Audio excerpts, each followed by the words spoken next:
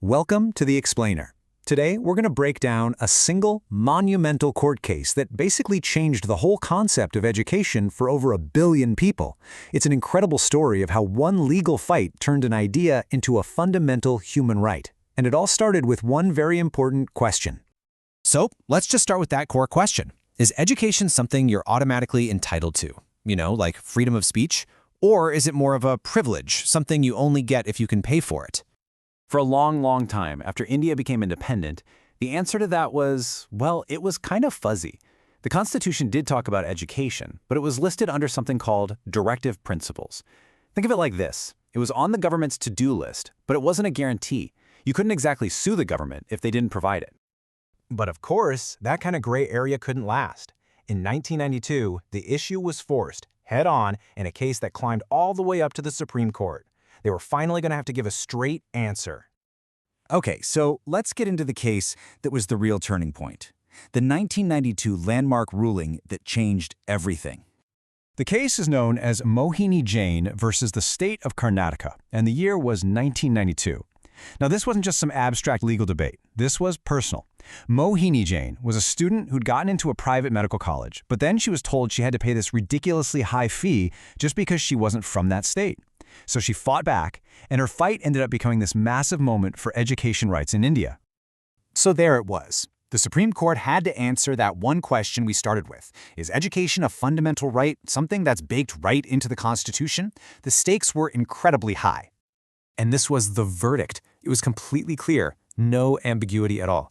The court made this huge declaration that the right to education, and listen to this, at all levels, is a fundamental right. Just wow. So you might be wondering, how in the world did they reach that conclusion? I mean, it's a huge leap. Well, it wasn't just pulled out of thin air. The whole thing hinges on this really brilliant and kind of revolutionary way of looking at just one article in the Indian Constitution. And that article is Article 21, the right to life. Now, here's where it gets really interesting. The court said life doesn't just mean, breathing and having a pulse. It means the right to live a life with human dignity. It's about quality of life, not just survival. So that thinking led the court to a really profound and logical question. Okay, if the Constitution guarantees a dignified life, can anyone really have a dignified life if they're denied an education? And their answer was a loud and clear no. Absolutely not. Their reasoning was that a life without the tools to learn, to understand the world, and to grow, well, that's a life that's missing the basic ingredients for dignity. Without education, that whole promise of a dignified life is just an empty promise, right? So you can see their logic laid out step by step. It's actually really elegant. First, Article 21 guarantees the right to life.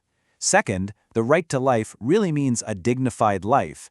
Third, you can't have a dignified life without education. So the conclusion is simple. The right to education isn't some separate thing. It flows directly from the right to life itself. So what happened after that? I mean, how did this idea from a courtroom actually impact real classrooms? Well, this ruling wasn't just a piece of paper. It kicked off this massive domino effect all across the country. What this case did was build the foundation. It didn't just explain the law that was already there, it created the legal and, frankly, the moral firepower for a brand new one. It gave lawmakers something solid to build on. And here you can see that domino effect perfectly. Step 1. The Mohini Jain verdict in 1992.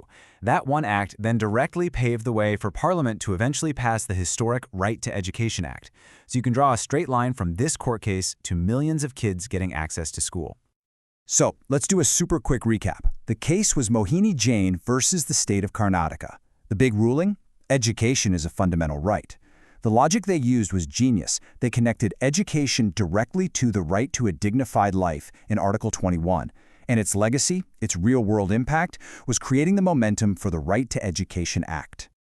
And that kind of leaves us with a final thought, something to chew on. If this idea holds true, that the right to life is really about the right to a dignified life, it opens up a ton of possibilities, right? If education is essential for dignity, what else is? What about things like access to basic health care or a clean environment? Should those also be considered fundamental parts of our right to life? It's a pretty powerful question to think about.